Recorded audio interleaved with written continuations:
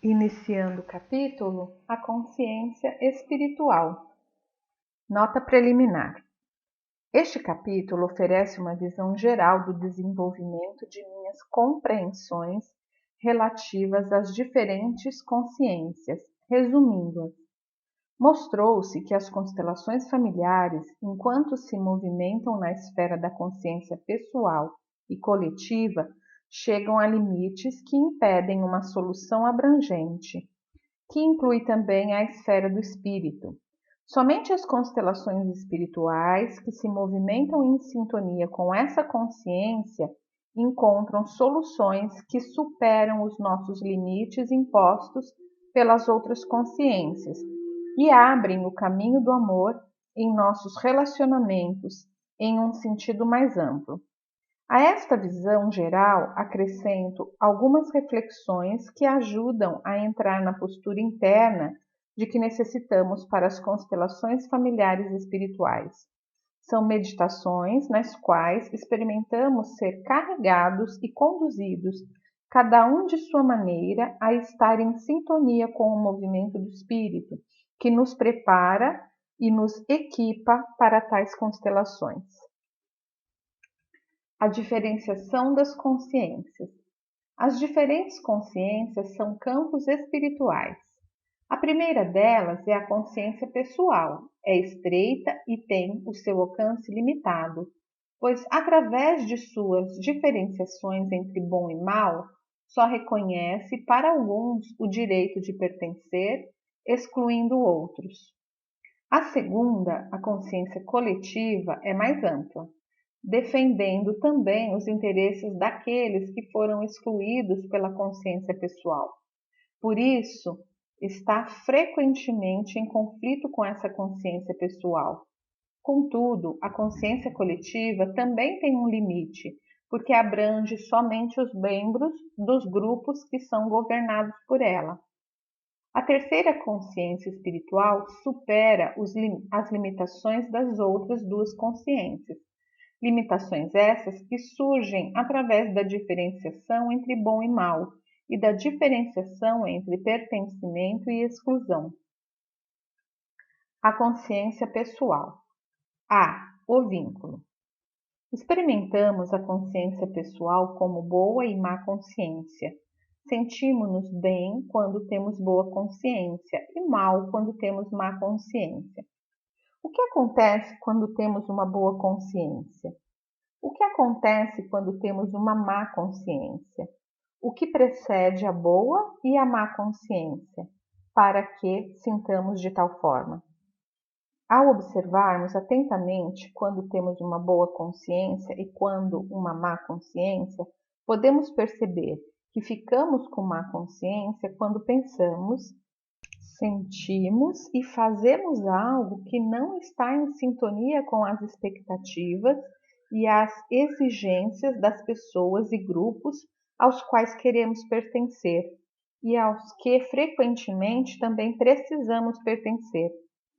Isso significa que nossa consciência vela para que fiquemos conectados com essas pessoas e grupos. Percebe de imediato se nossos pensamentos, desejos e ações colocam em perigo nossa ligação e nosso pertencimento a eles. E quando a nossa consciência percebe que nos afastamos deles através de nossos pensamentos, sentimentos e ações, ela reage com sentimento de medo de perdermos nossa ligação com essas pessoas e grupos. Sentimos esse medo como má consciência. Por outro lado, quando pensamos, desejamos e agimos de uma forma que nos sintoniza com as expectativas e exigências dessas pessoas e grupos, sentimos-nos pertencentes e temos certeza de podermos pertencer. Sentimos como benéfico e bom o sentimento de termos assegurado o nosso direito de pertencer. Não precisamos ficar preocupados de sermos cortados de repente por essas pessoas e grupos e nos experimentarmos sós e desprotegidos. Sentimos como boa consciência a sensação precisa de podermos pertencer. A consciência pessoal nos liga, portanto, a pessoas e grupos que são importantes para o nosso bem-estar e nossa vida. Contudo, é uma consciência estreita, pois nos liga somente a determinadas pessoas e grupos, excluímos simultaneamente de outros. Esta consciência nos foi de suma importância quando crianças. As crianças fazem de tudo para pertencer, pois sem essa ligação e sem esse direito de pertencer, estariam perdidas. A consciência pessoal assegura nossa sobrevivência junto às pessoas e grupos que nos são importantes. Por isso, a sua importância só pode ser altamente apreciada. Vemos isso também através do autoconceito que a consciência pessoal tem na nossa sociedade e cultura. B. Bom e mal. Neste contexto, podemos observar que nosso conceito de bom e mal são distinções feitas pela consciência pessoal. Elas estabelecem em que medida algo assegura o nosso direito de pertencer e em que medida isso coloca em perigo. O que assegura o nosso direito de pertencer, o experimentamos como bom. Experimentamos como bom através da boa consciência, sem a necessidade de muitas reflexões. Mas se olharmos para isso a certa distância, não saberemos se é realmente bom para nós ou até ruim para outros. Aqui, o denominado bom é somente sentido, e é sentido como algo bom. Portanto, o bom é sentido como bom e defendido como bom irrefletidamente. Para um observador fora desse campo espiritual, isso pode parecer algo estranho, algo que coloca a vida de muitos mais em perigo do que a seu serviço. É evidente que o mesmo é válido para o mal, contudo, sentimos o mal mais fortemente do que o bom, porque está ligado ao nosso medo de perder o direito de pertencer e igualmente ao nosso direito de viver. A diferenciação do bom e do mal serve, portanto, à sobrevivência dentro do próprio grupo, serve à sobrevivência do indivíduo em seu grupo. A consciência coletiva. Por trás da consciência que sentimos atua ainda uma outra consciência. É uma consciência poderosa e seus efeitos são muito mais fortes do que os da consciência pessoal. Entretanto, permanece amplamente inconsciente para nós. Por quê? Porque sentimos que a consciência pessoal tem precedência em relação a essa consciência coletiva. A consciência coletiva é uma consciência grupal, enquanto que a consciência pessoal é sentida por cada indivíduo e está a serviço do seu pertencimento e da sua sobrevivência pessoal. A consciência coletiva tem em seu campo de visão a família e o grupo como um todo. Está a serviço da sobrevivência do grupo inteiro, mesmo que para isso alguns precisem ser sacrificados. Está a serviço da completude desse grupo e das ordens que asseguram a sobrevivência da melhor forma possível. Quando o interesse de cada indivíduo se contrapõe ao interesse de seu grupo, a consciência pessoal também se contrapõe à consciência coletiva. A completude.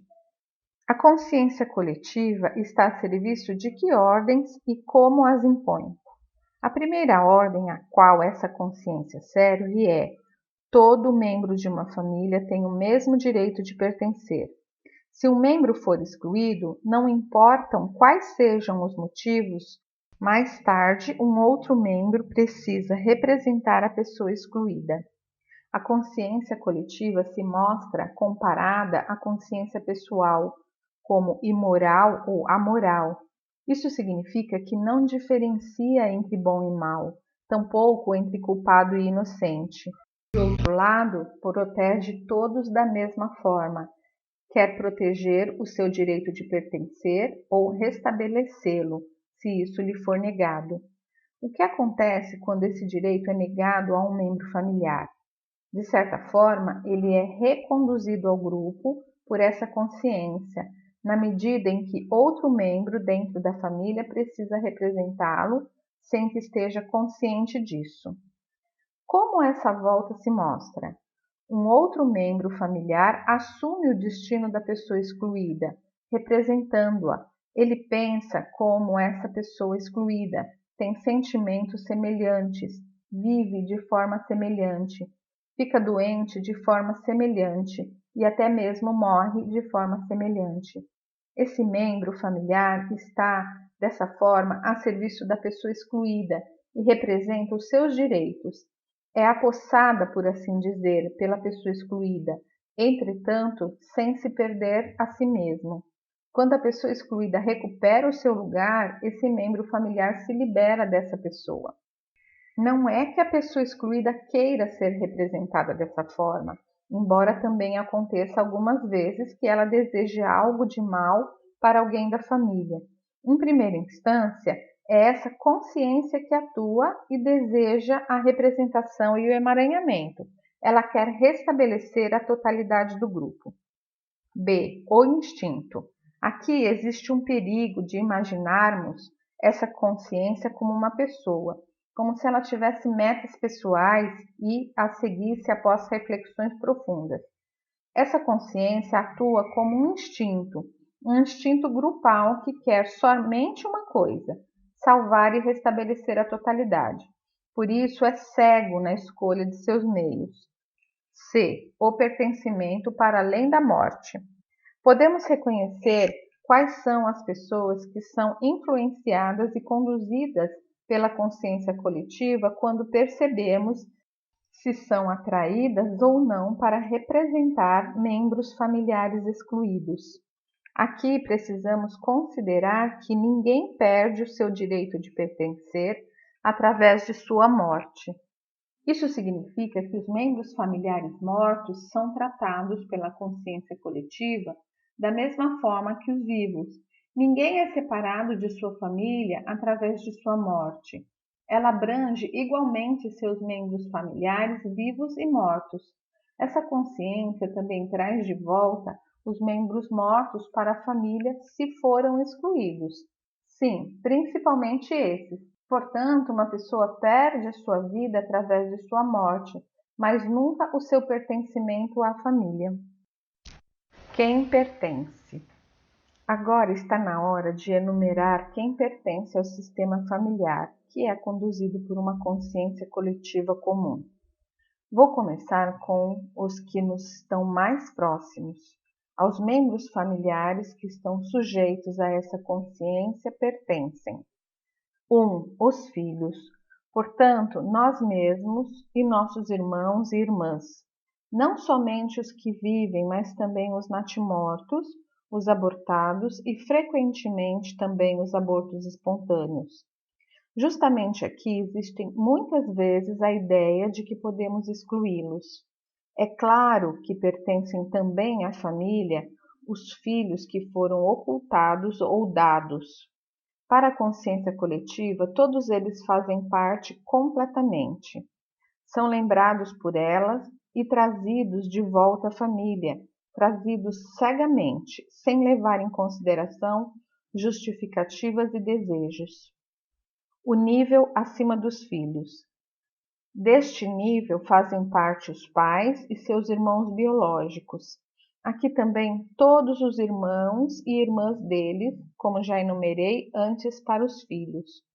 Também os parceiros anteriores dos pais fazem parte. Se são rejeitados e excluídos, mesmo que estejam mortos, são representados por um dos filhos, até que sejam lembrados e trazidos de volta à família com amor. E só o amor libera. Agora gostaria de interromper a enumeração e falar de como os excluídos podem ser trazidos de volta. Só o amor é capaz disso. Que amor? O amor preenchido. Ele é sentido como dedicação ao outro como ele é. Ele é também sentido como luto pela perda. É sentido especialmente como dor por aquilo que porventura fizemos de mal para o outro. Sentimos também se esse amor alcança o outro, se o reconcilia, se o deixa em paz, se ele assume o seu lugar, permanecendo nele. Então, essa consciência coletiva também encontra a paz. Aqui vemos que essa consciência está a serviço do amor, a serviço do mesmo amor por todos os que fazem parte dessa família. F. Quem mais pertence à família? Agora eu vou continuar com a enumeração de quem pertence à família, porque eles também são abrangidos e protegidos por essa consciência. 3. No próximo nível acima dos pais pertencem os avós, mas sem seus irmãos, a não ser que tenham tido um destino especial. Os parceiros anteriores dos avós também fazem parte. Bisavós. Um ou outro dos bisavós também pode fazer parte, mas isso é raro. Até agora, enumerei sobretudo os parentes consanguíneos e ainda os parceiros anteriores dos pais e dos avós. 5. Aqueles com cuja morte ou destino a família teve vantagem. Além dos parentes consanguíneos e parceiros anteriores, também fazem parte da nossa família aqueles através dos quais a família teve uma vantagem. Por exemplo, através de uma herança considerável. Também fazem parte aqueles através dos quais, à custa de sua saúde e vida, a família enriqueceu. 6. Vítimas. Aqueles que foram vítimas de atos violentos através de membros de nossa família tornam-se parte dela, especialmente aqueles que foram assassinados. A família precisa olhar também para eles com amor e dor. 7. Agressores. Por último, algo que para alguns pode ser um desafio. Quando membros de nossa família são vítimas de crimes, especialmente se perdem a vida, os assassinos passam a fazer parte de nossa família. Se foram excluídos ou rejeitados, a consciência coletiva pressionará para que sejam representados mais tarde por membros de nossa família. Talvez eu deva aqui chamar a atenção de que tanto os assassinos se sentem atraídos para suas vítimas, como também as vítimas para seus assassinos. Ambos se sentem totalmente inteiros quando se encontram. A consciência coletiva também não faz diferenciações aqui. G. O equilíbrio. Antes de continuar, quero dizer algo sobre as leis do equilíbrio e como elas atuam nessas duas consciências. A necessidade do equilíbrio entre o dar e o tomar e entre o ganho e a perda é também um movimento da consciência. A consciência pessoal que sentimos como boa e má consciência e como culpa e inocência vela sobre o equilíbrio entre o dar e o tomar, isso é, com sentimentos de culpa e inocência e com o sentimento de uma boa e má consciência. Entretanto, aqui sentimos a culpa e a inocência de uma forma diferente. A culpa é sentida aqui como obrigação, quando recebo algo ou tomo algo sem dar de volta algo equivalente. A inocência aqui é sentida como estar livre de uma obrigação. Temos esses sentimentos de inocência e liberdade quando tomamos e também damos, de uma forma que o dar e o tomar fique equilibrado. Aqui devo ainda acrescentar que podemos alcançar o equilíbrio também de uma outra forma. Como não podemos devolver com algo equivalente, por exemplo, aos nossos pais, passamos adiante algo equivalente aos nossos filhos ou para outras pessoas. H. A expiação. Também equilibramos através do sofrimento. Isso também é um movimento da consciência. Se causamos sofrimento a alguém, também queremos sofrer para equilibrar, e depois do sofrimento temos novamente uma boa consciência. Conhecemos essa forma de equilíbrio como expiação. Entretanto, esta necessidade tem como referência a si mesmo, porque não pode realmente dar qualquer coisa para o outro e restaurar o equilíbrio. Contudo, através dessa expiação, o outro frequentemente não se sente mais sozinho em seu sofrimento. Esse tipo de equilíbrio tem pouco ou nada a ver com o amor.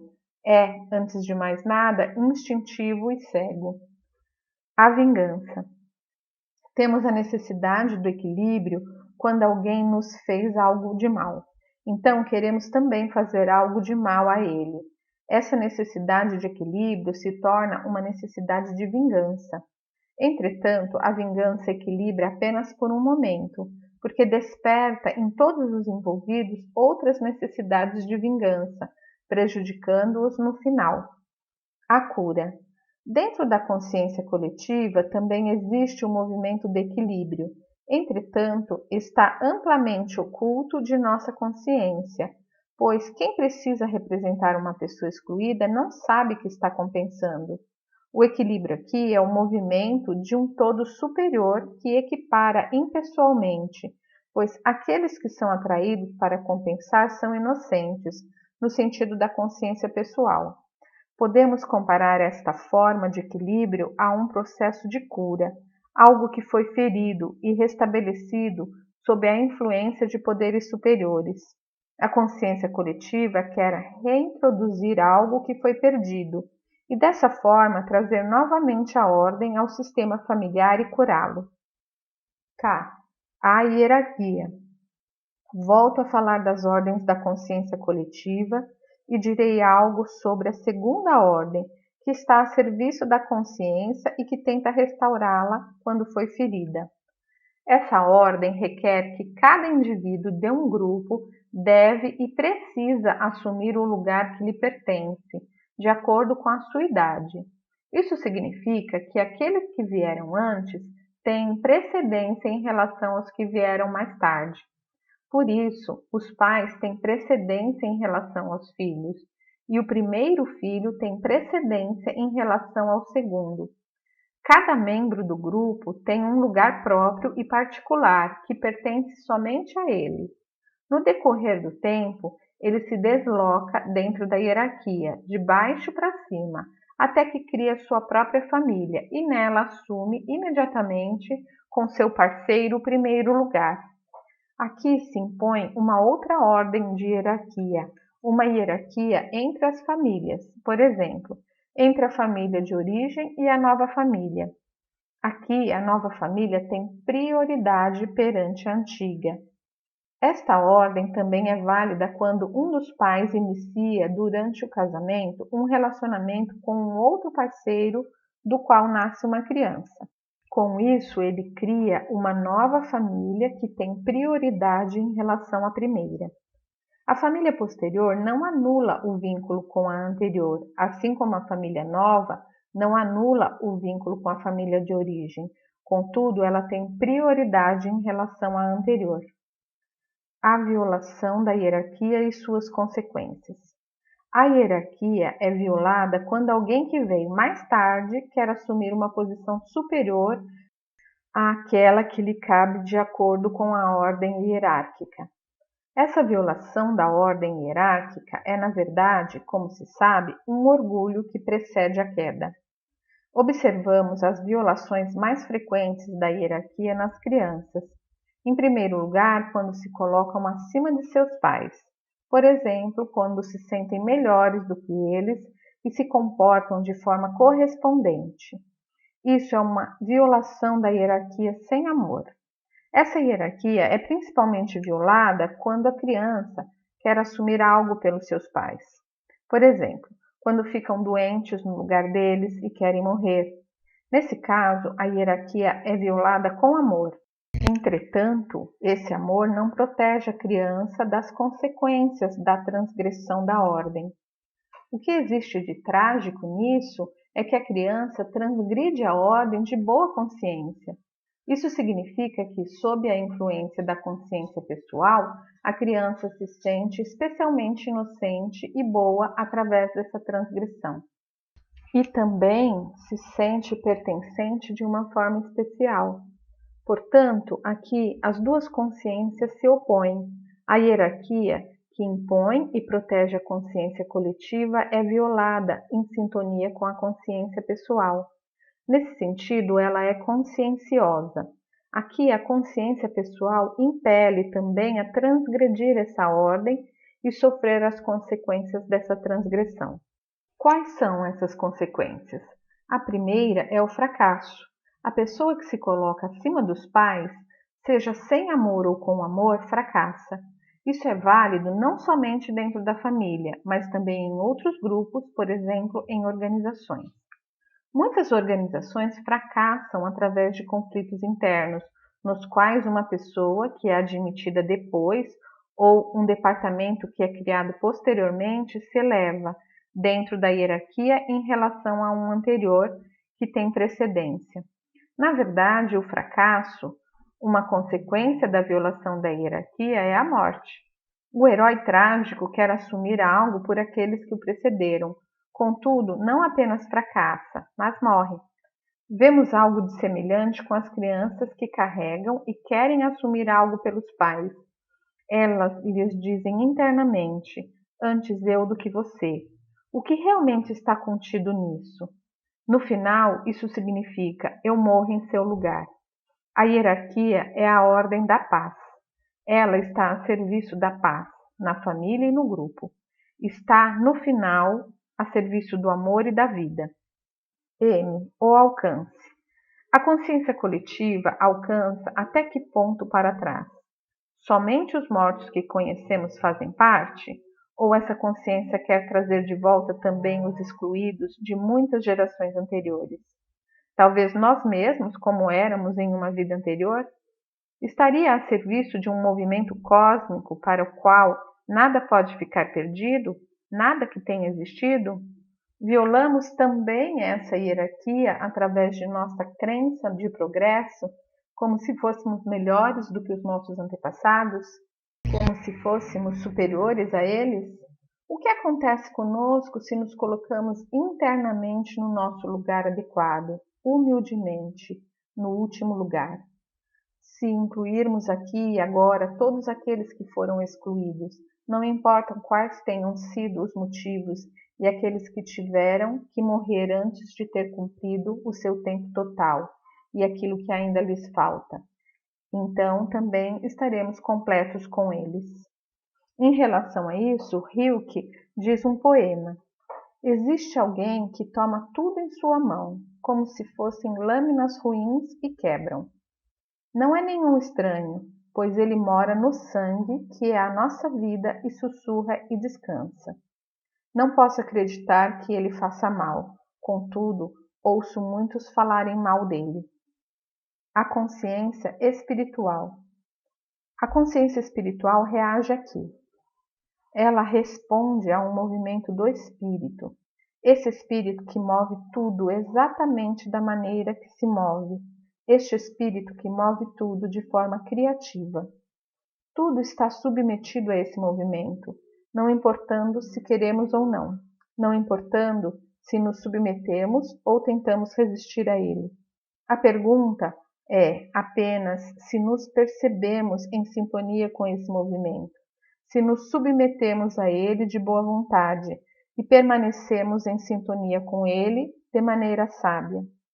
Quer dizer, se somente nos movimentamos, pensamos e sentimos e agimos até o ponto em que percebemos que estamos sendo conduzidos, levados e movimentados por ele. O que acontece conosco quando estamos em sintonia com esse movimento? O que acontece conosco quando talvez o nosso desejo seja nos afastarmos desse movimento, porque a sua reivindicação nos parece ser grande demais, provocando-nos medo? Experimentamos aqui, em relação à consciência espiritual, aquilo que podemos comparar com a consciência pessoal. Quando experimentamos estar em sintonia com os movimentos do espírito, nos sentimos bem. Sobretudo, sentimos-nos calmos e sem preocupações. Sabemos do nosso próximo passo e temos força para dá-lo. Isso seria, por assim dizer, a boa consciência espiritual. Como em relação à consciência pessoal, aqui também sabemos imediatamente se estamos em sintonia. Contudo, esse conhecimento aqui é espiritual. A boa consciência é a entrega ciente a um movimento espiritual. O que é, sobretudo, a essência desse movimento espiritual? É um movimento de dedicação a tudo, assim como é. Está em sintonia com a dedicação do espírito a tudo, assim como é. Então, como é que experimentamos uma má consciência espiritual de modo análogo ao sentimento de culpa na consciência pessoal? Nós a sentimos como inquietação, como bloqueio espiritual. Não nos conhecemos mais, não sabemos o que podemos fazer e nos sentimos sem força. Quando é que temos, sobretudo, uma má consciência espiritual? Quando nos desviamos do amor do Espírito. Por exemplo, quando excluímos alguém de nossa dedicação e da nossa benevolência. Nesse momento, perdemos a sintonia com o movimento do Espírito. Somos entregues de volta a nós mesmos e temos uma má consciência. Contudo, como na consciência pessoal, a má consciência também atua a serviço da boa consciência. Através de seus efeitos, ela nos guia de volta para a sintonia com os movimentos do Espírito, até que fiquemos novamente calmos e nos tornemos um com o seu movimento de dedicação e amor por todos e por tudo, assim como é.